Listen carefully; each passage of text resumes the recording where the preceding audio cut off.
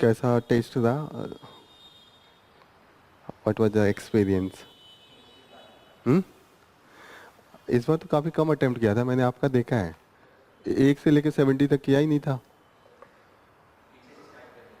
अच्छा, back side से कर रहे थे, वही मैं देखा था 1 to 70 एकदम खाली है। तो एटलीस्ट रीड करना है ना। पिछली बार तो मार्क्स आपके अच्छे आए थे। तो अरे तो भी तो 25-30 क्वेश्चन तो सही हो रहे थे ना। अभी तो उतना पढ़ा भी नहीं है। अभी तो we have completed the ancient history और ज्योग्राफी। तो वो तो फिर भी पढ़ने से पता तो चलेगा किस टाइप का क्वेश्चन पूछ रहे हैं। आइडिया तो आएगा। At least you should read an attempt, जैसे और लोग कर रहे हैं। इन्हें भी अभी सिलेबस कंप्लीट नहीं है, फुल मॉक टेस्ट आप दे रहे हैं, तो you have to attempt. So you are absent. थोड़ा सा तबीयत खराब था। ओके। बहुत ज़्यादा खराब था। ओके। और वैसे भी इतनी ज़्यादा बारिश आ रही थी 2-3 दिनों से, तो हम थोड़ा सा 2 क्लास भी कैंसिल किए हैं। सो करेंट अफेयर्स 2-3 दिन हम लोग पढ़े नहीं हैं। तो लेट्स स्टार्ट विद द जो अभी हो रहा है 2-3 दिनों में, तो वो रिपीटेड ही है। पहला जो न्यूज है that is the top Hezbollah leader Nasrallah killed in the Israeli strike into the Lebanon. तो मेन यहाँ पे डिस्कशन का पॉइंट क्या रहेगा? पहली बात की व्हाट इज द हिजबुल्ला, हमने पहले भी डिस्कस किया है। What is the generally the questions are ask from the last, जैसे यूपीएससी का अलग ट्रेंड है, यूपीपीसीएस का अलग ट्रेंड है। यूपीएससी में they ask from the 12 to 15 month, लेकिन यूपीपीसीएस बहुत पास से पूछता है, नियर अबाउट 6 मंथ 8 मंथ, और मैक्सिमम इनके क्वेश्चन होते हैं अराउंड द 1 ईयर। यूपीएससी कभी कभी 16 मंथ 15 मंथ तक जाता है, लेकिन पीसीएस का बहुत पास में रहता है। 5 महीने 4 महीने के पहले के जो मैक्सिमम जो रेशियो होता है that will be more. And जो 12 महीने से 8 महीने के बीच में होता है वो बहुत कम होता है। मैक्सिमम जैसे अभी अक्टूबर में होने वाला था, तो most of the question they must have been asking from the March और द अप्रैल मई, ये वाला एरिया होता है। लेकिन यूपीएससी की पूरा वो 14-15 महीने का लेके चलता है। हम्म। हाँ, वो अगर वो मई में हो रहा है ना, तो उसके लिए मेन होगा कि नवंबर 2024 से, जो हमारा अगर मई में है तो बाय द अप्रैल अप्रैल तक का करंट अफेयर्स, हाँ 2025 तक का हाँ अभी से ये होगा कि पहले से ही करंट अफेयर्स पढ़ने से ये होता है कि यू विल बी रेगुलर, जैसे उसमें बहुत से कॉन्सेप्ट होते हैं तो धीरे धीरे समझ में आता है। You will be use to after the 1 or 2 month. जब धीरे धीरे हम क्लासेस करते हैं, रिपीटेड होने लगता है, then you have the clarity कि क्या दुनिया में चल रहा है, कैसे चल रहा है। You have to link all this thing with the your static part. Current affairs का है कि always you have to link with the current affairs. इसको आप कभी भी आइसोलेशन में करके नहीं पढ़ सकते, वो हम लोग डिस्कस करते हैं हमेशा। तो दैट विल बी देयर। जो सिलेबस है, जैसे अगर करंट अफेयर्स में, जैसे अभी मैं डिस्कस करने जा रहा था हिजबुल्ला, तो Hezbollah will be the static part of the international relation. वो क्या है? एक ऑर्गेनाइजेशन है। यूएस उसको टेररिस्ट ऑर्गेनाइजेशन कहता है, लेकिन जो लेबनान है या जो यहाँ पे गाजा है या ईरान है, वो इसको पॉलिटिकल ऑर्गेनाइजेशन मानता है। वो मानता है कि वो फ्रीडम का लड़ाई लड़ रहे हैं, फिलिस्तीनियन का जो कॉज है उसके लिए लड़ रहे हैं अगेंस्ट द इजराइल। लेकिन Israel, supporter of the Israel like the UK France, उनको क्या लगता है कि they are the terrorist group. For example जैसे इंडिया में है लश्कर ए तैयबा, हमें लगता है कि टेररिस्ट है। पाकिस्तान में आप जाइए, उनके बहुत सपोर्टर हैं, फंडिंग होती है, लोग कहते हैं कि ये तो युद्ध लड़े, अब ये रिवोल्यूशनरी लड़ाई लड़ रहे हैं कश्मीर की आज़ादी के लिए। तो perspective is very different. Okay. UN में क्या स्टेटस होता है उस पर हम थोड़ा सा डिस्कस करते हैं, और कहाँ कहाँ उनका सिंपैथाइजिंग है, कहाँ कहाँ से फंडिंग आ रहा है, ये हमें देखना होता है। तो न्यूज में तो है कि इन्होंने अटैक किया है, ठीक है, लेकिन हम क्या जाके हमेशा हम कोर में जाके स्टैटिक पार्ट पढ़ते हैं। तो जो करंट अफेयर्स है वो देगा कि क्या हमारा सिलेबस है। जैसे सिलेबस डिफाइन करता है कि जो भी न्यूज में रहेगा यूपीएससी या स्टेट पीसीएस उसी को टारगेट करती है। और क्वेश्चन जो पूछेगी वो लिंक करके, वो ये थोड़ी पूछेगा कि उन्होंने बम गिराया कितने लोग मरे। वो तो पूछेगा ना कि इसका मेन लीडर कौन है, इसका स्टार्टिंग कब हुआ था, ईरान से कैसे रिलेशन है, ये सब हमें जाना। मतलब हमें उसका कॉन्सेप्ट जानना है थोड़ा सा। पीसीएस में थोड़ा फैक्ट पूछ देगा कि अभी मारा है तो उसका नाम पूछ देगा कि किसको अभी इस अटैक में मारा है, उनके जो मेन सेक्रेटरी हैं। तो you should know the name, तो पूछ देगा कि this was in the news and he is associated with the which organisation. उसमें 4-5 ऑर्गेनाइजेशन का नाम दे देगा, you have to opt for one. तो डेली स्टडी से you will be regular with all this concept, तो वो नॉर्मल नेचुरल वे में यू कैन मेमोराइज। ऐसा होगा कि मेमोराइज करें बैठ के इतना मोटा किताब लेके, तो that will B not possible. लेकिन डेली बेसिस पे हम डिस्कस करते हैं तो वो आते रहता है, तो वो हमें टिक देख के पता चलेगा कि what is the main concept. और जब आप मेंस में भी लिखना स्टार्ट करेंगे तो you will have the clarity क्योंकि हम हर एक डिस्कशन से एक दो फॉर्डर पॉइंट निकालते हैं। जो डेली हम न्यूज़ जैसे डिस्कस करेंगे तो आज से एक दो पॉइंट निकाल सकते हैं। जैसे हम उस दिन एसए का पेपर डिस्कस कर रहे थे यूपीएससी का, तो हमने देखा था कि हम जो पढ़ते हैं उसी से हल्का हल्का हमें पॉइंट्स लेके लिखना होता है इनटू द मल्टीपल डायमेंशन। तो जब हम पेपर डिस्कस करेंगे तो you will have the clarity कि कैसे हम डेली न्यूज़ करते हैं, how we will be using all this thing.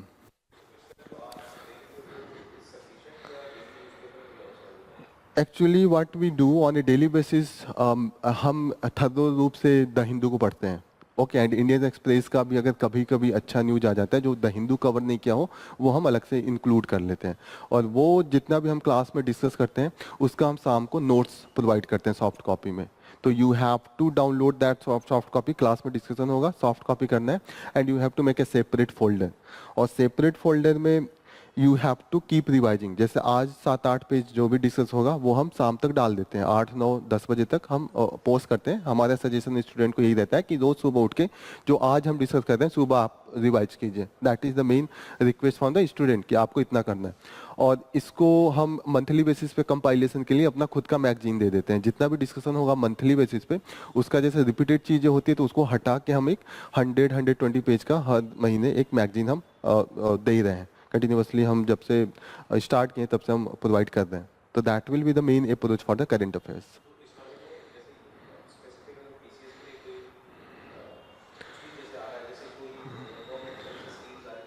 वो हम डिस्कस करेंगे आपको नोट्स में जो भी पीसेस के लिए है। तो during the class discussion IAS वाला तो कॉन्सेप्ट हम डिस्कस करते रहते हैं। हमें लगेगा कि ये पीसेस के लिए आपको नोट डाउन करना है तो आई कीप इंडिकेटिंग कि ये आप नोट कीजिए कि this can be ask into the pieces. Pieces जहाँ पे भी स्पेसिफिक होगा we will be guiding you that you have to note down. Okay, so मिल्ली हिजबुल्लाह का जो सपोर्ट आता है they are the Shia group. जैसे इस्लाम में they are the Sunni and the Shia, ठीक है। और सिया का जो अभी फ़लस्तीन का इशू चल रहा है वहाँ जो सिया इसको बहुत अपने क्लोज से लेते हैं। और जितना भी सपोर्ट आ रहा है माना जाता है कि ईरान सपोर्ट कर रहा है। Iran is a Shia country, जैसे सऊदी अरेबिया है, यूएई है, they are the Sunni country, है ना। जैसे एक ही रिलीजन में दो सेक्ट होते हैं, जैसे हिंदुइज्म में है मैसोवाइट सेक्ट एंड शिव सेक्ट, अलग अलग होता है ना, शक्ति सेक्ट अलग है, इसमें भी और भी सेक्ट होते हैं।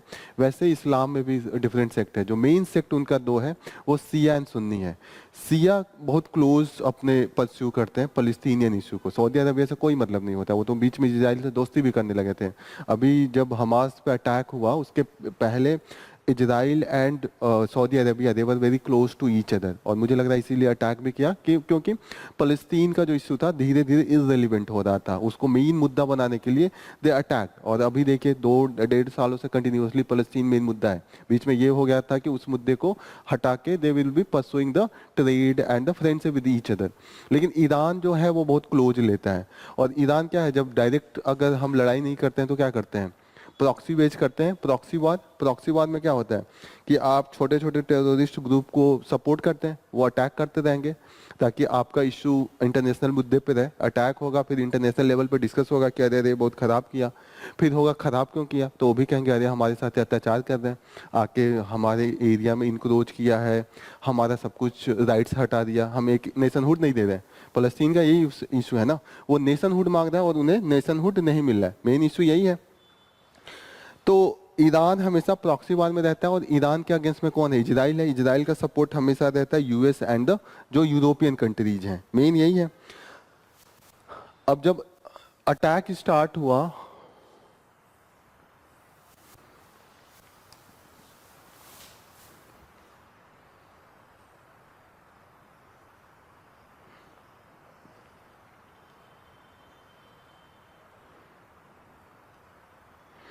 ओके जब अटैक हुआ हिजबुल्ला पे स्टार्ट हुआ, हिजबुल्ला ने अटैक स्टार्ट कर दिया। जब गाजा पे इन्होंने अटैक स्टार्ट किया तो हिजबुल्ला का जो बॉर्डर है लेबनान का, just it is the northern side. एक बार आप लोग मैप ओपन कीजिए।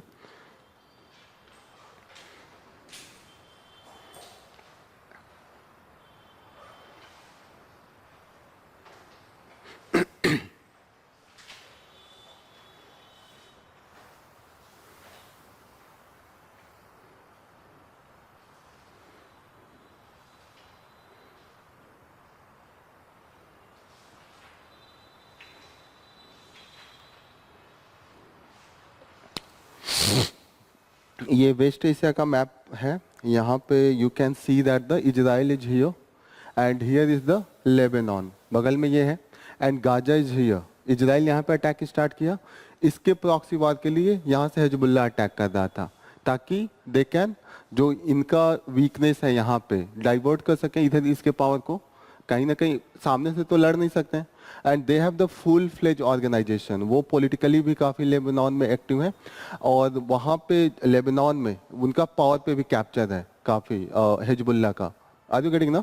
जैसे हुआ कि कई बार कई टेररिस्ट ग्रुप, जैसे इस समय इराक, यहाँ अफगानिस्तान में किसका इस समय पावर है? किसका पावर है अफगानिस्तान में?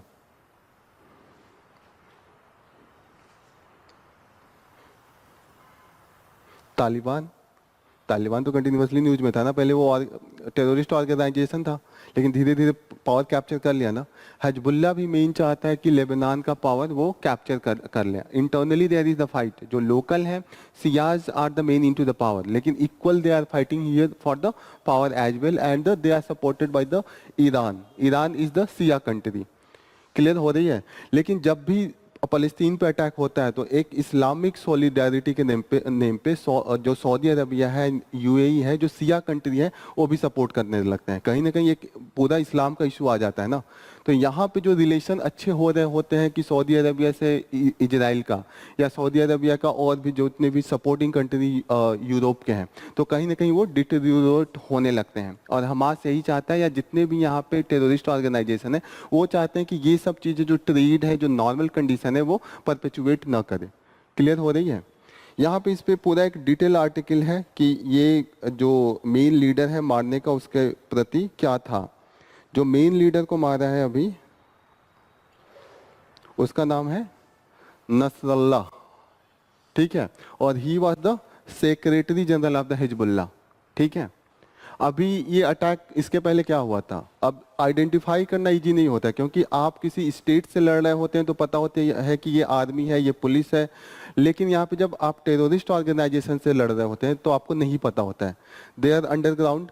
अब उनको पता ही नहीं चल पा रहा था, तो उन्होंने क्या किया, इजराइल ने एक टेक्नोलॉजी खोज किया था। टेक्नोलॉजी में ये था कि जो उनका वॉकी टॉकीज था, या जो उनका पेजर है, पेजर एक डिवाइस था, पहले वो मैसेजिंग के लिए आता था, वो यूज होता था, अभी भी यूज करते हैं वो उसको डेवलपिंग कंट्रीज में। अब हिजबुल्लाह, उसका पेजर्स का ये फायदा है कि वो इंटरनेट से कनेक्टेड नहीं होता है, तो उसको ट्रेस नहीं किया जा सकता है। तो इसीलिए जितने भी हिजबुल्लाह और जितने भी हमास के ये टेररिस्ट इनके लड़ाके थे, they were using the pagers and the walkie talkies. अब ये था कि अब वॉकी टॉकीज है, उसको कनेक्ट नहीं कर सकते हैं, लेकिन इजराइल ने कैसे भी उनको कनेक्ट करके, और उनका जो बैटरी होता है उसमें लिथियम आयन होता है, उसको they were converting into the energy source, और उसको ब्लास्ट करवा देते हैं। आप लोग सुनते होंगे कि नॉर्मल जो मोबाइल होता है, कभी कभी बीच में ब्लास्ट करने का केस आ रहा था। इजराइल ने वो टेक्नोलॉजी ही ढूंढ लिया था। इजराइल जब ये अटैक करवा रहा था, जितने भी हमास या हिजबुल्लाह के हैं, अब हिजबुल्लाह ने अपना अटैक इंक्रीज कर दिया था इजराइल पे फ्रॉम द लेबनान साइड। तो यहाँ पे फुल फ्लेज एक अटैक होना स्टार्ट हो गया। अब यूएस एंड यूके नहीं चाहते हैं कि काफ़ी ये डीपर लड़ाई, ये डीपर लेवल पे जाए, क्योंकि कहीं ना कहीं इंटरप्ट करता है ना इंटरनेशनल जो ट्रेड होता है, इकोनॉमी होता है।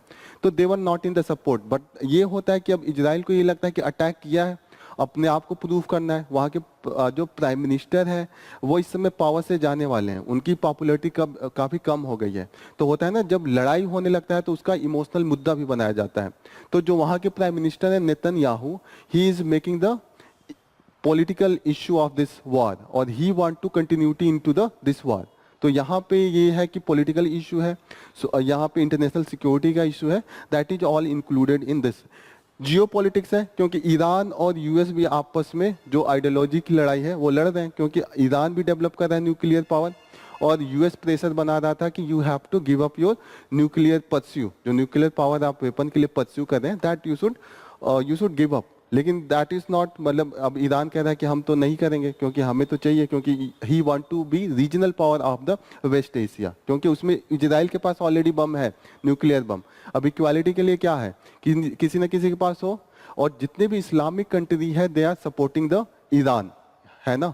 तो this is the main political issue across this. दूसरा चीज यहाँ पे बात हो रही है कि जो destruction of the Zionist entity, what is the Zionist ideology. एक बार मैं इसको थोड़ा सा जूम करता हूँ। हिजबुल्लाह जो मेन परस्यूट कर रहा है that is the destruction of the Zionist entity. What is the Zionism?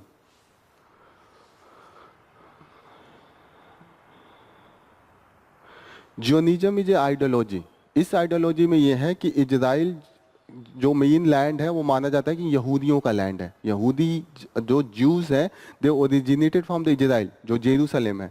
लेकिन वहाँ से ये दिक्कत है कि पहले इजराइल के जो यूज हैं उनके खिलाफ एट्रोसिटीज होती थी, तो उसको एंटीसेमिटिज्म कहा जाता था। लेकिन जब ये पावर में आ गए तो ये खुद अब पैलेस्टीनियंस के ऊपर अपना एट्रोसिटीज कर रहे हैं। एक दिन हम लोगों ने डिस्कस किया था ना कि क्या वहाँ केस था। पहले वो पूरा लैंड फलस्तीन का था, लेकिन फलस्तीन का वो लैंड था, लेकिन ज्यूज समझते हैं कि ये हमारा होम लैंड है, हम असली ओरिजिनेट यहीं से हुए थे। फॉर एग्जाम्पल जैसे बुद्धिस्ट हैं, बुद्धिस्ट इस समय बुद्धिज्म जापान में है, चाइना में है, साउथ कोरिया में, श्रीलंका में है, म्यांमार में है, पर इंडिया में नहीं है। लेकिन हर बुद्धिस्ट यही समझता है कि जो ओरिजिन पॉइंट है बुद्धिज्म का that is in the India. बोध गया, लुम्बिनी, यही सब एरिया है ना उनका, मेन तो यहीं पे डेवलप हुआ था। तो अब कहीं पे भी परसिक्यूशन होगा तो उन्हें लगेगा कि अपने होम टाउन में चलना चाहिए, जो हमारा लुम्बिनी, बोध गया, ये सब एरिया है। यही है कि जब भी ज्यूज के साथ कभी भी एट्रोसिटीज होता है तो उनको लगता है कि जो हमारा होम लैंड है वहाँ हमारे नाम पे एक नेशन होना चाहिए। जैसे बुद्धिस्ट के नाम पे कोई नेशन नहीं है ना, but they are across the world, कई देशों में है, डोमिनेंट है। लेकिन यही होता है कि जब जब उनके खिलाफ एट्रोसिटीज होता है they were always going for the Israel. लेकिन यह है कि Israel was now dominated by the Arabs. एक बार मैं ये आपको एक मैप दिखाता हूं। जो ये है फलस्तीन का कंडीशन 1946 के पहले ये पूरा फलस्तीन था, that was dominated by the Arabs, Muslim Arabs ये था। अब जब second world war, first world war क्या हो रहा था, वहां पे ज्यूज का परसिक्यूशन हो रहा था। ज्यूज का परसिक्यूशन हमेशा होता रहा है अक्रॉस द वर्ल्ड, क्योंकि ज्यूज ये है कि they are very laborious person और वो काफ़ी एजुकेटेड हैं, काफ़ी डेवलप्ड हैं, तो हमेशा उनके पास पैसे ज़्यादा रहता है। और दुनिया में कहीं पे भी दिक्कत होती है तो वही माना जाता है कि ये ज्यूज क्या करते हैं, सारे पैसा ले लेते हैं और सारे पैसा इकट्ठा करके रख लेते हैं, और इनके कारण और जगहों पे गरीबी है। जब जर्मनी में भी जब रिसेशन आ गया था तो हिटलर क्या किया, हिटलर ज्यूज के ही खिलाफ भड़काने स्टार्ट किया था ना कि इन्होंने ही सारा पैसा रखा है, यही एक्सप्लॉइट करते हैं, लोगों को पैसा देते हैं। जैसे इंडिया में अगर देखा जाए जो ट्रेडर कम्युनिटी है, मनी लेंडर लोग हैं, अगर कोई भी दिक्कत होता है तो आप देखते हैं कि लोग कहते हैं कि ये मनी लेंडर ही है, गांव में पैसा बांटते हैं और सारा पैसा ये खा जाते हैं, लोगों को एक्सप्लॉइट करते हैं। द सेम जैसे इंडिया में मनी लेंडर का हाल है ना, सेम ज्यूज का हाल और अक्रॉस द वर्ल्ड है। They are the trading person, trade करते हैं, पैसे खूब है और उनके पास पॉपुलेशन कम है। तो कभी भी दुनिया में कभी भी दिक्कत होती है, कभी किसी भी देश में और ज्यूज रहते हैं तो सीधा ब्लेम उन्हीं पे किया जाता है। जर्मनी में यही हुआ, और जब भी परसिक्यूशन होता है वो भाग के अपने होमलैंड में आने की कोशिश करते हैं। तो इसका परमानेंट सोल्यूशन के लिए एक आइडियोलॉजी स्टार्ट हुई। उस आइडियोलॉजी का नाम था जियोनिज्म। जियोनिज्म मीन्स कि इस आइडियोलॉजी के थ्रू जो ज्यूस थे उनको ये लगा कि हमारा भी कोई अपना एक होमलैंड होना चाहिए और वो केवल ज्यूस पीपल के लिए होना चाहिए, यहूदियों के लिए होना चाहिए। और उन्होंने इमेजिन किया कि ये लैंड होगा, इजराइल होगा। फिर इन्होंने यूके पे प्रेशर बनाना स्टार्ट किया, क्योंकि 1950 के पहले वर्ल्ड में जितना भी कॉलोनाइजिंग था वो यूके ने किया था, फ्रांस ने किया था, इटली ने किया था, यही सब कर रहे थे, यही लोग अक्रॉस द वर्ल्ड कॉलोनाइज किए थे। ये एरिया जो था वो कॉलोनी था ब्रिटेन का। ब्रिटेन ने वादा किया कि हाँ, हम अगर आप लोग हमें सपोर्ट करेंगे सेकेंड वर्ल्ड वॉर में तो हम बाद में एक जो ज्यूज हैं उनके लिए हम एक स्टेट बना देंगे और वो फिलिस्तीन में ही होगा, जो उनका ये जेरूसलेम का एरिया है उसी के आसपास होगा। That was the promise from the UK. पर यूके ये था कि जब वो भाग रहे थे जगह जगह कॉलोनी छोड़ के, तो बिना सॉल्व किए ये छोड़ के चले गए। अब ज्यूज का साथ था कि आपने प्रॉमिस किया है, करना चाहिए। अब ज्यूस गए यूएन में, तो यूएन ने कहा कि यूएन में यूके का प्रेशर था, यूएस का प्रेशर था, उन्होंने कहा ठीक है यहाँ पे लैंड बना देंगे। तो यूएन का जो मैंडेट था, उन्होंने 1947 में जो प्लान था, उन्होंने कहा कि ये जो व्हाइट वाला एरिया है that will be the Israel, और जो ये ग्रीन वाला एरिया होगा that will be the Palestine. Two state solution उन्होंने दिया था कि उसी लैंड में, इजराइल का जो लैंड है उसमें फलस्तीन भी रहेगा और इजराइल भी रहेगा। लेकिन इजराइल धीरे धीरे टेक्नोलॉजिकली बहुत इंप्रूव कर गया, क्योंकि यूएस का सपोर्ट था और already they have the very much, ये मनी पावर है, पैसा है तो टेक्नोलॉजी कहीं से आएगा। और सबसे इनका खास बात है कि यूएस के जो पार्लियामेंट है, जो वहाँ पे सीनेट है, वहाँ के पार्लियामेंट को सीनेट कहा जाता है, तो वहाँ का सीनेट में दे have the very strong lobby, वहाँ लॉबिंग होती है और पैसे के दम पे आप जो इन्फ्लुएंस कर देते हैं, जो वहाँ के लेजिस्लेटर हैं उनको आप इन्फ्लुएंस करके आप अपने अनुसार पॉलिसी बनवा लेते हैं। जो ज्यूस हैं उन्होंने मैक्सिमम पॉलिसी यूएस में अपने अनुसार बनवाया है, उनका यूएस से बहुत तगड़ा वाला सपोर्ट होता है। जितनी भी डिफेंस की टेक्नोलॉजी है सब यूएस इनको देता है। ये माना जाता है जो न्यूक्लियर वेपन इनको है, अभी तो इन्होंने डिक्लेयर नहीं किया है एट द ग्लोबल लेवल कि इनके पास न्यूक्लियर वेपन है, लेकिन माना जाता है कि they have the nuclear weapon as well and that has been given by the US itself. तो यहाँ पे इनका टेक्नोलॉजी अच्छा है। अब आपके पास टेक्नोलॉजी अच्छा है तो इट डजेंट मैटर कि आपका पॉपुलेशन कितना कम है, पॉपुलेशन नहीं मैटर करता है। लोग जैसे नहीं कहते हैं कि पॉपुलेशन का प्रोपोगेंडा चलता है कि पॉपुलेशन बढ़ा के हम जीतेंगे। पॉपुलेशन होने से नहीं कोई फर्क पड़ता है जब तक आपके पास टेक्नोलॉजी नहीं है। और इन्होंने 1967 में सारे जो आसपास के कंट्रीज हैं, इजिप्ट, सऊदी अरेबिया, सीरिया, ये सब मिलके अटैक किए थे। ये इजिप्ट अटैक किया, सऊदी अरेबिया सब मिलके भी अटैक किए, फिर भी इन्होंने सबको हरा दिया। आर यू गेटिंग ना? और उसके बाद जो न्यू इन्होंने कैप्चर कर लिया, ये पूरा जो फलस्तीन का एरिया है ये धीरे धीरे कैप्चर कर लिए due to the technological advancement. तो अभी जो स्थिति है ये है, जो थोड़ा बहुत एरिया इसी को गाजा स्ट्रिप कहते हैं, जहाँ पे अभी अटैक चल रहा है इजराइल का, वो यही वाला एरिया है। यहाँ से भी ये गायब कर देना चाहते हैं। इस वाला एरिया को हम वेस्ट बैंक कहते हैं। वेस्ट बैंक में मैक्सिमम जो छोटी छोटी इसमें इन्होंने इनक्लेव बना के रखा है कि उसी एरिया में बिल्डिंग जो होगी वो ज्यूस का भी होगा, उसी में फलस्तीनियन का है। सारा जो पावर है वो अभी इजराइल के पास चला गया है, इजराइल ही एडमिनिस्टर कर रहा है। और थोड़ी बहुत जो चीजें हैं वो भी ये गायब कर देना चाहते हैं। जैसे यहाँ पे हमास अपना पावर दिखा रहा था, हमास को भी यहाँ से है कि एलिमिनेट कर दे। That is the main thing. Clear हो रही है चीजें? तो लेकिन ये था कि अब इजराइल को लगा कि हम गायब कर देंगे, लेकिन ये है कि सिंपैथी चली जाती है। जो अभी तक अटैक किया है इजराइल ने, उसमें नियर अबाउट 40-45 लोगों का 1000 लोगों का डेथ हुआ है। और most of them are the women and the children.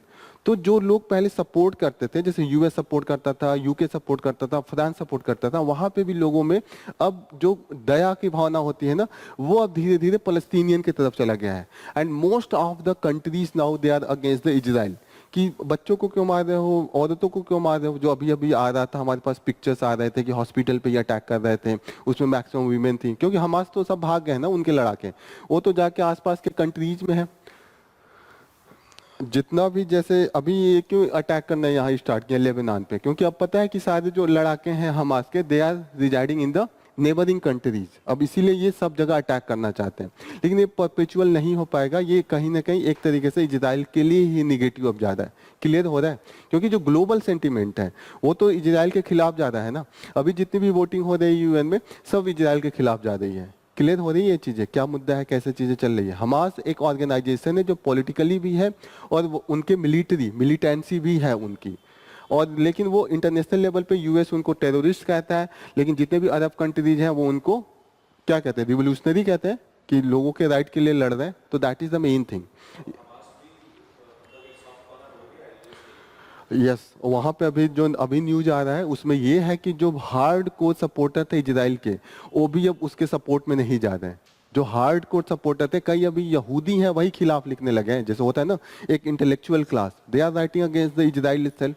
अभी देखिए जितने भी यूएन, अभी कभी यूएस ना एब्सटेन नहीं करता था, यूएन का रिजोल्यूशन होता था, लेकिन अभी यूएस ने भी एब्सटेन किया है। एब्सटेन, ये हमने एक दिन डिस्कस किया था ना, what is means by the abstain. Abstain का मतलब जब किसी मुद्दे पे वोटिंग होती है तो एक होता है आप सपोर्ट में करते हैं, दूसरा अगेंस्ट में करते हैं, तीसरा सिचुएशन होता है कि आप चुपचाप बैठे रहते हैं, ना पक्ष में करते हैं ना विपक्ष में करते हैं, जस्ट यू सिट डाउन, आप उसमें वोटिंग नहीं करते हैं। हाँ, तो वहां पे एब्सटेन था। अभी यूएस का जो अभी रिजोल्यूशन था, जो पिछला वाला रिजोल्यूशन था, उसमें एब्सटेंशन था। तो that was the main case. तो कहीं ना कहीं ये देखा जा रहा है तो कि अभी ऐसे हम देखें तो ऐसे लगेगा कि इजराइल जीत रहा है, लेकिन एट द आइडियोलॉजिकल लेवल यही होता है ना, आप सिंपैथी कितना लेते हैं। गांधी जी क्या करते थे, गांधी जी जब अंग्रेजों के खिलाफ लड़ते थे तो वो यही करते थे ना, पहले आंदोलन करते थे, जब अंग्रेज मारते थे तो कहते थे देखो देखो मार रहा है, मैं तो कुछ नहीं कर रहा हूँ, मैं तो चुपचाप बैठा हूँ। धीरे धीरे उनके खिलाफ जा रहा था ना, लोग और डूबते जाते थे आंदोलन में। The same is happening with the Hamas as well. पहले हमास के खिलाफ निगेटिविटी थी, लेकिन जब इन्होंने बहुत ज्यादा अटैक स्टार्ट किया, एकदम बच्चे और ये वुमेन्स का पिक्चर्स कंटिन्यूअसली आ रहा है, तो कहीं ना कहीं एक निगेटिव सेंटिमेंट है against the Israel, that is the going on. Okay, India का अभी जो रिसेंट हुआ है रिजोल्यूशन, इंडिया ने वहां पे एब्सटेन किया है। इंडिया का होता है कि रिजोल्यूशन पे डिपेंड करता है, इंडिया खुल के उनके विरोध में नहीं जाता। इंडिया ये कह रहा है कि हम शांति के लिए बात कर रहे हैं। जब फिलिस्तीन के लोगों से मिलेगा तो कहेगा कि हम आपके फिलिस्तीन की बात कर रहे हैं, इजराइल से मिलेगा तो कहेगा कि इजराइल की बात कर रहे हैं। यहाँ पे खुल के इंडिया नहीं लेता है सब। नहीं, इंडिया कहता है कि हम फिलिस्तीनियन कॉज को भी लेके हैं और यहाँ पे बच्चे मर रहे तो हमें भी दुख है, लेकिन इजराइल को भी जाता है तो इजराइल से कहता है अरे आपके वहाँ तो उन्होंने अटैक किया, आतंकवादी हमला किया, तो आतंकवादी हमला तो हम खुद झेलते हैं, तो हम इसके भी सपोर्ट में नहीं है। तो दोनों को सिंपैथी देता है। इंडिया का कोई अपना खुद का स्टैंड क्लियर कट नहीं है। इतना ये क्लियर है कि इंडिया अभी मतलब कहीं ना कहीं इजराइल के प्रति सॉफ्ट कॉर्नर है, क्योंकि उनसे हम टेक्नोलॉजी लेते हैं और कहीं ना कहीं इजराइल का हमेशा सपोर्ट रहता है। कितने भी युद्ध होते हैं, जैसे इजराइल का जब हमारा कारगिल का युद्ध हो रहा था, या जब 1971 में हम लड़ रहे थे पाकिस्तान से, तो इजराइल हमारे सपोर्ट में था। तो वो इंडिया हमेशा इस चीज़ को रिस्पेक्ट करता है, वैल्यू देता है कि हम अब इजराइल के खिलाफ नहीं जाएंगे। लेकिन साथ साथ है कि इंडिया को ये भी देखना है कि इंडिया के जो हमारे वर्कर्स हैं, सऊदी अरेबिया में काम करते हैं, कुवैत में काम करते हैं, नियर अबाउट 80 लाख वर्कर्स काम कर रहे हैं, हमारे रेमिटेंस आता है, तो इंडिया को भी बैलेंस करना है। अरे अब एक तो होता है ना, हम अपना इकोनॉमिक तो देखेंगे ना, तो इंडिया कभी खुल के बोलता भी नहीं है कि एकदम सपोर्ट में नहीं खड़ा होता है। आर यू गेटिंग ना? पैलेस्टीनियन कॉज को कहता है कि there should be the two nation, लेकिन इंडिया कभी खुल के नहीं कहेगा कि केवल हम इन्हीं के साथ हैं। वो उनके साथ जाएगा तो कहेगा कि आपके साथ भी वो हो रहा है। सऊदी अभी जो है, अभी इस्लामिक सॉलिडारिटी के कारण अब ये सपोर्ट में आ गए हैं, मतलब कि फिलिस्तीनियन कॉज को लेके। बीच में फिलिस्तीनियन कॉज गायब हो रहा था, धीरे धीरे इन लोगों में दोस्ती हो रही थी, फिलिस्तीन का कोई वैल्यू नहीं दे रहा था। लेकिन जब ये अटैक हुआ है तो इंटरनेशनल न्यूज में आ गया। बीच में चीजें लग रही थी कि सब कुछ रिजॉल्व हो जाएंगी, डोमिनेंस इजराइल का जा रहा है। जैसे एक एग्जांपल हम लोग लेते हैं श्रीलंका का। एलटीटी पहले बहुत एक्टिव था, लेकिन 2009 में गायब करवा दिया, श्रीलंका की जो आर्मी थी तो गायब हो गया। तो हमें भी यही लग रहा था कि अब गायब हो जाएंगे, जो पैलेस्टीनियन है, जितने भी हमास है, वो नहीं होगा।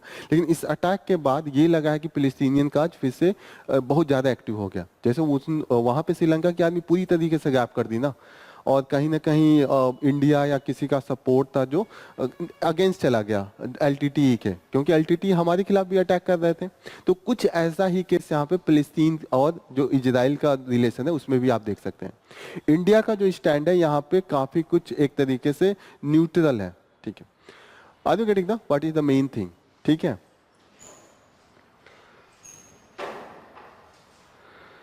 एक न्यूज यहाँ पे है, that is with respect to the, ये आपको पिल बॉक्स दिख रहा है। ये पिल बॉक्स जब 2002 में वर्ल्ड वॉर 2 जब चल रहा था, उस समय ये सब चीजें बनाई गई थी। ये पिल बॉक्स तब बनाया जाता है जैसे जो कोस्टल एरिया है वहां पे अगर आपको एनिमी से लड़ना है तो ये बॉक्स टाइप का रहेगा, जहाँ पे आपके आर्मी या आपके जितने भी पैरामिलिट्री फोर्स होगा वो यहाँ पे सेफ रहेगा, और यहाँ से आप अटैक कर सकते हैं। अगर बाहर से कोई भी शिप आ रहा है या कोई भी आ रहा है लाइक द मरीन और एनीथिंग सबमरीन, तो यहाँ से इजीली अटैक हो जाता है। मेन ये वर्ल्ड वॉर 2 के टाइम पे बनाया गया था। ये जो सीन है that is from the Visakhapatnam, that is the coastal area of the Andhra Pradesh. ठीक है ना?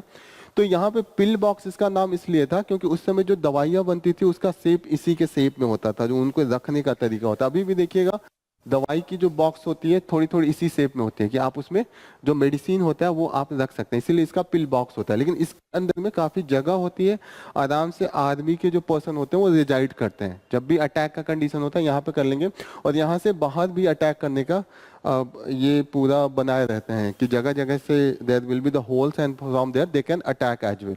तो ये पिल बॉक्स का कॉन्सेप्ट तभी से था, लेकिन उस समय इसको काफी इमीडिएट एंड अर्जेंट बेसिस पे बनाया गया था। अब उसका यूज नहीं था, तो सैंड के अंडर में जो सैंड होता है उसके अंडर में वो मैक्सिमम दब गया था। लेकिन due to the coastal erosion अभी हम देख रहे हैं कि क्लाइमेट चेंज हो रहा है, जो वे ऑफ जो कोस्टल बिहेवियर है, जो वे ऑफ द वेव है वो काफ़ी इरेटिक हो रहा है, और उसके कारण कंटिन्यूसली यहाँ पे due to this climatic change यहाँ पे एक्सपोजर था, and after that there has been the वो बाहर आ गया है। पहले वो सैंड से दब गया था। आज क्या हो रहा है आज?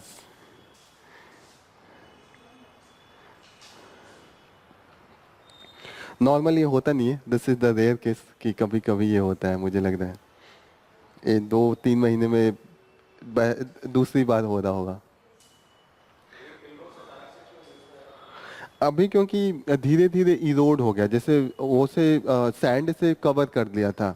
अब ड्यू टू द ये इरेटिक नेचर ऑफ द जो नेचर हो गया है ना, कि मरीन का बिहेवियर नहीं जान पा रहे हैं, जैसे इरेटिक रेनफॉल है, तो कंटिन्यूसली जो होता है ना, समंदर का वेव अगर कंटिन्यूसली अटैक करेगा तो इरोड कर करके उसको खाली कर देगा। जैसे होता है ना, आप देखते होंगे कि कहीं से अगर नदी जा रही होती है तो वहाँ पे कटाव होता है ना, धीरे धीरे वो अपना रास्ता बना लेती है। सेम इज हैपनिंग विथ हियो। यहाँ पे ये पूरा ढक गया था, वहाँ तक रिवर ये जो सी कोस्ट है वहाँ तक एक्सपेंड नहीं कर पाता था। लेकिन due to the sea floor का राइज हो रहा है ना, आजकल मेल्ट हो रहा है ग्लेशियर, सी फ्लोर राइज हो रहा है, और वो वहां तक पहुंच जा रहा है जहां तक सेफ जगह था। जैसे कोस्टल एरिया से काफी आगे तक इंक्रोचमेंट हो रहा है, and that's why this sea box they were the out of the coastal area, थोड़े से दूर पे थे, लेकिन due to this continuous encroachment by the sea rise they have been expose to the coastal wave, जो sea wave हो। क्या?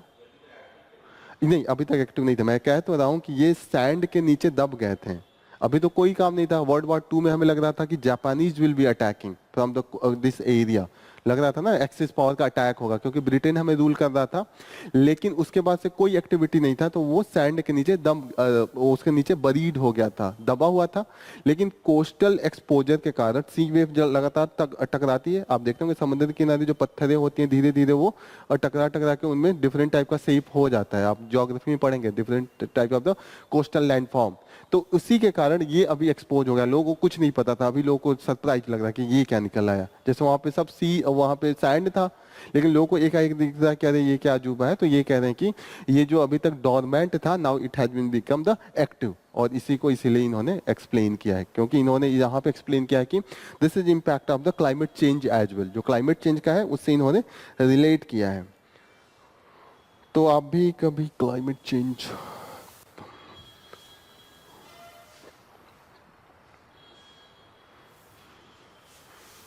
Climate change का तो अभी हम लोग 3 दिन से इम्पैक्ट भी देख रहे थे। 3 दिन से तो काफ़ी ज़्यादा रेनफॉल था। That was normally we see in to the month of the July and August, what we were facing for the last 2-3 days. तो यही ना एक्सट्रीम कंडीशन हम देख रहे हैं कि अभी लग रहा है कि the way rainfall is going on. Deepavali पे कभी इतनी रेनफॉल नहीं होती थी, अभी प्रिडिक्शन है क्या पता अब दीपावली में रेनफॉल हो, दिया भी ना जले। That is the condition. तो anything is possible due to this climatic change. तो यहाँ पे इन्होंने यही कहा है कि this is due to the sea make reclaim and the sand hide this pill box. Okay, तो this is due to the continuous जो बीच पे अभी इरोजन का रीजन है, that is the main cause. यहाँ पे है कि this is the example of the यहाँ पे बोला है कि even the environmental expert express their concern over the growing beach erosion on the Visakhapatnam. तो जो ये है कि कहीं ना कहीं एक जो इन्वायरमेंटलिस्ट है कि क्लाइमेट का जो जिस तरीके से हम पैटर्न चेंज देख रहे हैं, तो उससे इन्वायरमेंटलिस्ट को लग रहा है कि ये भी एक तरीके से क्लाइमेट चेंज का एक निगेटिव इम्पैक्ट है। That is the main reason for the discussion. Next important news जो हम डिस्कस करेंगे, ऑलरेडी एक दिन इसको डिस्कस किया था लेकिन काफी न्यूज में है। This is the why has the Supreme Court clarified the POCSO provision. तो जो पॉक्सो है that is for the child का जो सेक्सुअल एब्यूज है उसके ऑफेंस को रोकने के लिए है। The mainly it is for the protection of the sexual offence against the children act. इस एक्ट को स्पेशलाइज बनाया गया था। अब ये इसलिए न्यूज में है क्योंकि सुप्रीम कोर्ट और हाई कोर्ट ने, मद्रास हाई कोर्ट में एक केस गया था। अब इसमें है कि दो मेन है लॉ जो सेक्सुअल ऑफेंस या सेक्सुअल कंटेंट अगर आप डिजिटल मोड में रखें तो उसको डील करता है। एक तो है पॉक्सो एक्ट, दूसरा है कि इंफॉर्मेशन टेक्नोलॉजी एक्ट। अब दोनों में इंटरप्रिटेशन होता है, लॉ होता है, इंटरप्रिटेशन जुडिशरी करती है। अब ये केस गया था कि एक केस गया था कि जहाँ पे था कि there was a person who was using the pornographic videos of the childrens, तो वहाँ पे ये गया था कि ये ऑफेंस है। आईटी एक्ट को ग्रेजुअली चेंज करके ये कहा गया है कि अगर किसी के पास मोबाइल में, लैपटॉप में अगर कोई भी चाइल्ड से रिलेटेड पोर्नोग्राफिक वीडियो है, that will be the offence. लेकिन ये साफ साफ लॉ में नहीं लिखा गया था, लॉ को अमेंड कर करके बनाया गया था। 2016 में लॉ अमेंड हुआ, 2019 में हुआ, तो देयर वाज द कंफ्यूजन। तो मद्रास हाई कोर्ट में गया कि whether just containing the child pornographic videos that will be liable for the punishment और this will be the crime. तो जो मद्रास हाई कोर्ट ने कहा कि नहीं है, अगर आप प्राइवेटली लेके वीडियो देख रहे हैं तो that is not a matter of the crime और द एनी पनिशमेंट नहीं है, वहां पे पनिशेबल ऑफेंस नहीं है। लेकिन सुप्रीम कोर्ट में ये गया क्योंकि ये थोड़ा इलॉजिकल लग रहा था, क्योंकि पोर्नोग्राफी का ये मतलब होता है कि अगर सेक्सुअल इंटरकोर्स है that should be the on the basis of the consent. वहां पे होता है कि चाइल्ड के लिए आप कंसेंट के बाद भी सेक्सुअल इंटरकोर्स में नहीं इंटर कर सकते हैं, दैट इज नॉट परमिसेबल। अगर वहां पे चाइल्ड का परमिशन भी है दैट इज द ऑफेंस, क्योंकि child can not take the decision, वो एज होता ही नहीं है। तो यहाँ पे सुप्रीम कोर्ट ने कहा कि ये जो डिसीजन है मद्रास हाई कोर्ट का दैट इज इरेनियस, गलत है, क्योंकि आपने सही से इंटरप्रिटेशन नहीं किया। क्योंकि वो एक्ट जैसे आप इन्होंने जो सुप्रीम कोर्ट ने ये बदल ही दिया है, इन्होंने जो वर्ड है कि पोर्नोग्राफी, उन्होंने पोर्नोग्राफी तो बहुत नॉर्मलाइज कर रहे हैं, ये कहीं ना कहीं एक सेक्सुअल क्राइम है डायरेक्टली। अगर आप कोई वीडियो रखा भी है that will be the amount to the crime, और इसका जो ऑफेंस है that is the 5 years to the 10 years। और यहाँ पे इन्होंने कहा एक नया प्रपोजल दिया है, इन्होंने कहा कि कंस्ट्रक्टिव पोजीशन की बात की है। कंस्ट्रक्टिव पोजीशन का मतलब होता है कि सिर्फ आपके वीडियो या आपके मोबाइल या लैपटॉप में मिलना ही नहीं चाहिए, आपने कभी लिंक को भी ज्वाइन किया है, जैसे आपके लैपटॉप में नहीं है लेकिन you are using the link on a regular basis, क्योंकि ऐसे कंडीशन में है कि कहीं ना कहीं आप उस पोजीशन पे हैं कि उस कंटेंट तक आप एक्सेसिबिलिटी काफी इजी कर रहे हैं, तो वो भी ऑफेंस है। उसी थ्योरी को जो सुप्रीम कोर्ट ने प्रपोज किया है उसी को हम कह रहे हैं कंस्ट्रक्टिव पोजीशन। पोजीशन नॉर्मल होता है कि आपके लैपटॉप में, आपके मोबाइल में मिलना चाहिए, कोई आए तो नहीं है तो आप कहेंगे नहीं है। लेकिन अगर आपका कहीं से कहीं लिंकेज भी है कि आप कंटिन्यूअसली किसी भी लिंक के थ्रू एक्सेस कर रहे हैं, that will be also consider at the offence, that is the main thing that has been given by that. यहाँ पे सुप्रीम कोर्ट ने कहा कि अगर अब जैसे मैं कहूँ कि अरे मैंने आजकल लिंक ऐसे ही खुल जाता है, मैंने तो नहीं गया था, तो इसमें इस लॉ में प्रोविजन है कि अगर आपके पास गलती से लिंक भी आ जाता है, आपने ओपन भी किया है, तो you have to inform the police as well, जो होता है ना साइबर सेल को आप इन्फॉर्म कीजिए, that is the one provision. तो उन्होंने कहा कि अगर कंटिन्यूअसली आप पे लिंक आ रहा है and you are visiting to that site, that will amount to the offence and the punishable offence होगा until and unless you are आप जाके उसको रजिस्टर करवाते हैं साइबर सेल में या पुलिस स्टेशन में, that is the main thing.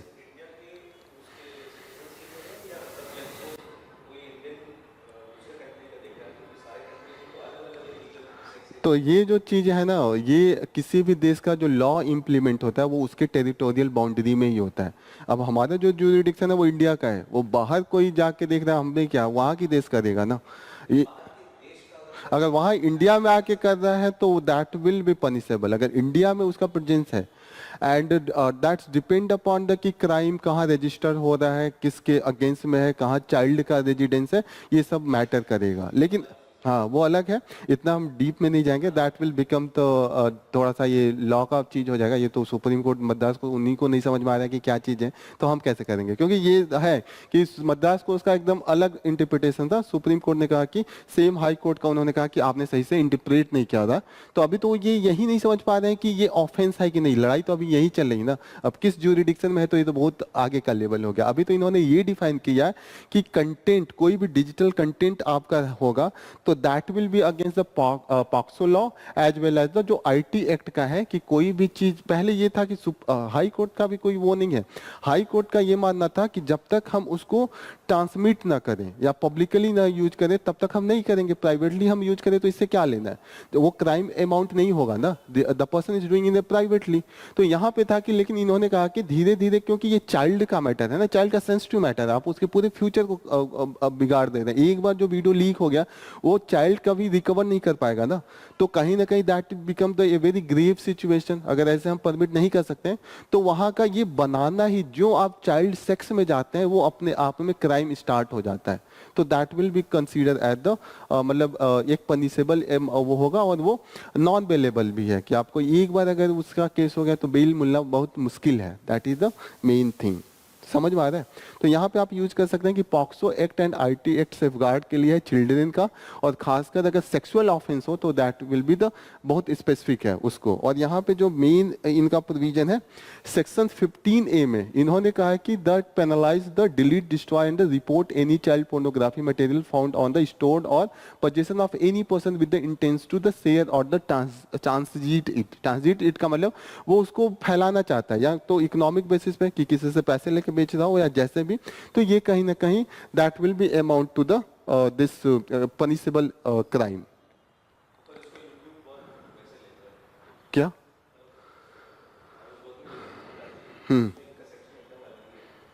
ये तो अब इंडिया का जो लॉ होगा दैट विल, यूट्यूब तो वो तो बैन करता है ना वो हाँ।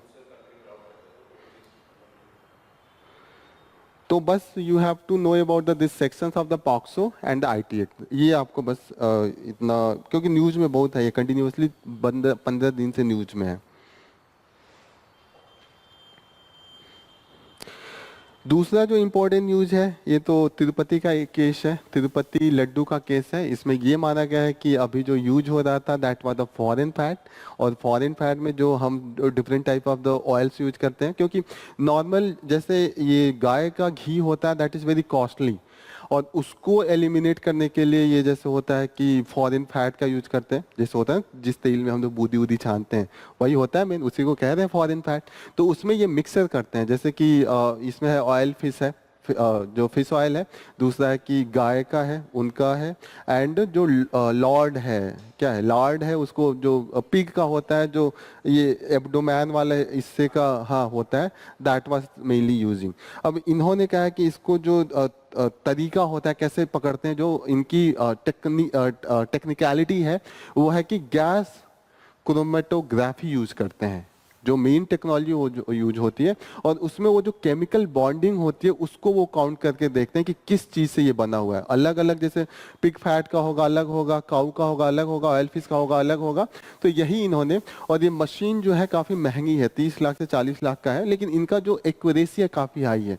और सेम ये वेव काउंट करते हैं ना, जैसे हम कार्डियोलॉजी में जाते हैं, जब आईसीयू में आप जाते होंगे ये कार्डियोलॉजी वाले में, तो वहाँ पे इलेक्ट्रो कार्डियोग्राम होता है, जिस तरीके से वो वेव जनरेट करता है सेम यही वेव जनरेट करता है, उससे क्लियरिटी आती है कि किस पर्टिकुलर एलिमेंट से वो चीजें बनी हुई है। तो इसी पे है रिसर्च हो रहा है। अभी जो आया है, अभी तो ये पॉलिटिकल मुद्दा भी बन गया है। जो पिछला गवर्नमेंट है, नया गवर्नमेंट अभी चंद्रबाबू नायडू का है, वो कह रहे हैं कि जानबूझ के मिलाते थे, वो कह रहे थे कि हमने तो ठेके में दिया, अब वो क्या मिला रहे हैं, हमें क्या, गवर्नमेंट क्या क्या करेगा, वो तो सिर्फ दे सकते हैं ना कि आप इससे मंगवाइए, जो दे रहा था सप्लाई कर रहा था उसका वो है। तो यही चीजें चल रही हैं, that is the main thing. बस आपको ये जानना है कि फॉरेन फैट क्या होता है। फॉरेन फैट में नॉर्मल जो सोयाबीन ऑयल है, ये सब ऑयल के साथ साथ उसमें ये लोग जो फिश ऑयल है, काऊ का फैट है, एंड द पिग का फैट है, वो भी यूज करते हैं। हिजबुल्लाह वाला मैटर पढ़ ही लिया। श्रीलंका में अभी इलेक्शन हुआ है, and here the Anura Kumar Dissanayake के जीते हैं, और इसलिए ये ज़्यादा न्यूज में है क्योंकि पहली बार श्रीलंका में लेफ्ट का गवर्नमेंट आया है, लेफ्ट नहीं था। What is the left ideology? Ideology of the right and the left क्या है?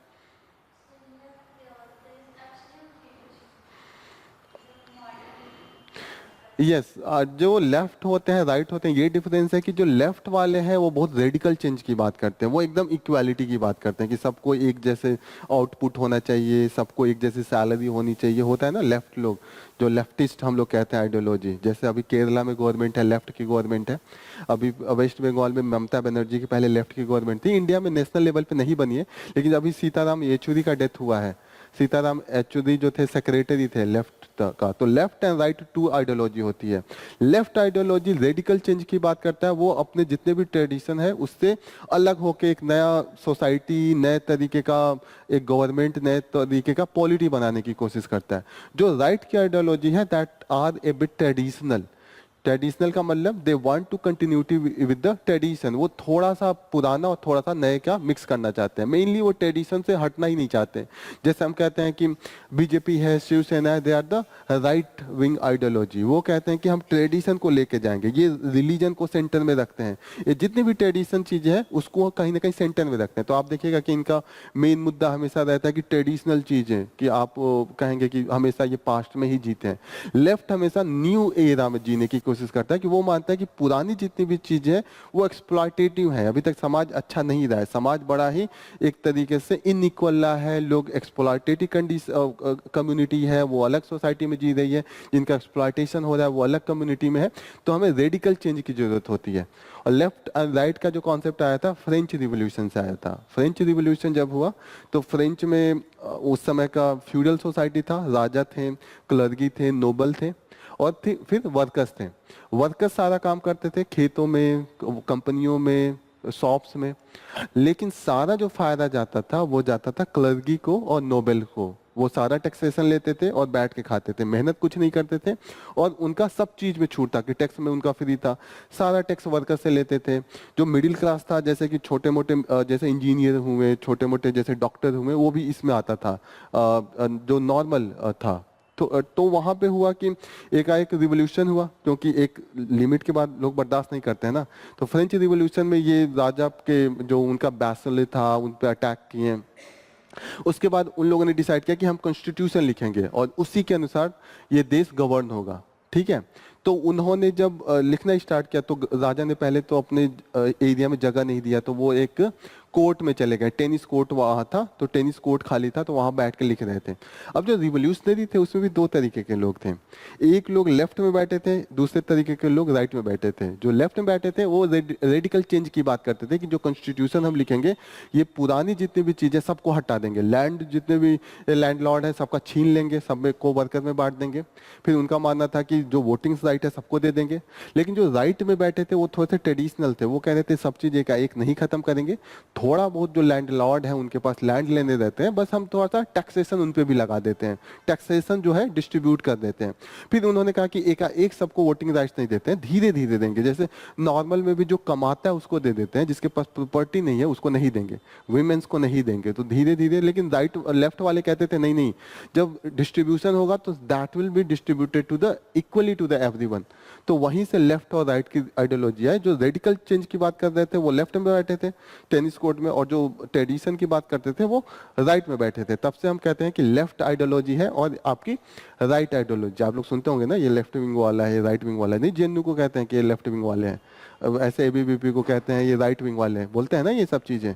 तो ये सब आइडियोलॉजी यहीं से आती है। और जो आप अपने आप को बीच में रखते हैं, जैसे कांग्रेस अपने आप को कहती है कि वो सेंट्रलिस्ट है, कि वो चेंज की भी बात कर रही है लेकिन थोड़ा थोड़ा ट्रेडिशन को भी। तो राहुल गांधी इसीलिए मंदिर भी जाते हैं, फिर कॉस्ट सेंसस की भी बात करते हैं, फिर इक्वालिटी की भी बात करते हैं।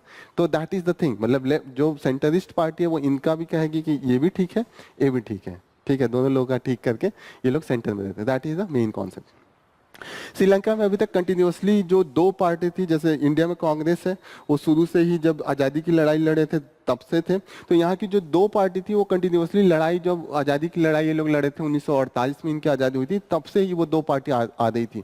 लेफ्ट का कुछ नहीं वो से था, लेकिन पहली बार ये लेफ्ट का कोई कैंडिडेट जाके मेन हेड जो बना है देश का वो बना है। This is the first time. अभी लास्ट टाइम भी, और उस समय श्रीलंका की सिचुएशन भी काफ़ी खराब थी। अभी सिविल वार हुआ है 2002 में, काफ़ी वहाँ पे इन्फ्लेशन था, विद्रोह हुआ, वहाँ के प्रेसिडेंट को भाग के जाना पड़ा, भाग के मालदीव गए, जैसे अभी शेख हसीना भाग के इंडिया में आई हैं फ्रॉम द बांग्लादेश। 2 साल पहले सेम कंडीशन श्रीलंका में था, लेकिन चीजें थोड़ी थोड़ी स्टेबलाइज हो गई, इलेक्शन हुआ है और ये जीत क्या है। ये इनका हालत बहुत खराब था। 2 साल पहले इन्होंने इलेक्शन लड़ा था, तो हम लोग डिस्कस किए थे 3% वोट मिला था, यहाँ कहीं दिया भी है 3% वोट मिला है, लेकिन इस समय ये डायरेक्ट पावर में आ गए। हम लोग उस दिन डिस्कस भी कर रहे थे कि वो हारने के बाद तुरंत जाके ही बात वर्किंग ऑन द ग्राउंड, काफी ग्राउंड लेवल के ये लीडर रहे। तो यहाँ पे ये है कि थोड़ा सा पॉजिटिव प्रोस्पेक्ट दिखता है श्रीलंका में। जैसे अभी तक लग रहा था कि क्या हाल होगा, हो सकता है आर्मी कैप्चर कर ले, आपस में सिविल वार का कंडीशन था, लेकिन इनके आने से लग रहा है कि चीजें थोड़ी सी सुधर सकते हैं, क्योंकि he is working on the ground level. और वो जो आइडियोलॉजी जो सिंघलीज और तमिलियंस आपस में लड़ रहे थे श्रीलंका में, ये वो वाला केस इनके साथ नहीं है, इनका सबका सपोर्ट है। That is the main thing. यहाँ पे काफी न्यूज में एक केस आया है, फ्रांस से है, एक विमेंस थी कंटिन्यूसली, इनके साथ भी रेप का केस था। इनको माना जाता था कि they were very good husband and wife, लेकिन ये केस था कि इनका खुद का हस्बैंड एक तरीके से मेंटली कुछ था। ही was giving the some of the drug और the some of the medicine and when he was unconscious, ये जैसे होता है ना कि दूसरों के साथ बुला के sharing the body, her body for the sexual purpose. तो ये केस ग्लोबल लेवल पे काफी इसका क्रिटिसिज्म हो रहा है कि इस तरीके का कंडीशन मतलब हो सकता है। And her age is very, मतलब 72 साल का एज है, 10 साल पहले से ये हो रहा है, तो ये इस कारण this is in the news. ठीक है। जापान में अभी इलेक्शन होने वाला है, वहाँ पे भी ये है कि जो अभी के प्राइम मिनिस्टर कैंडिडेट हैं तो उनकी उतनी पॉपुलैरिटी नहीं है। अभी माना जा रहा है कि वो इलेक्शन मतलब हारने के ही बराबर है, जैसे जो बिडेन का था ना यूएस में कि अभी कोई कंडीशन नहीं था, बाद में ही quit. The same condition is in the Japan. जो मेन कंटेंडर है वहाँ के जो अभी पीएम के पोस्ट पे हैं, तो अभी he is the defence minister at the Japan का जो वो है, तो इसको लेके यहाँ पे न्यूज है। That is not that much important. So from the today, these are the important area that is important for the UPSC perspective. So here we will conclude our session, and we will start from the tomorrow onwards. Okay. Thank you. Any doubt?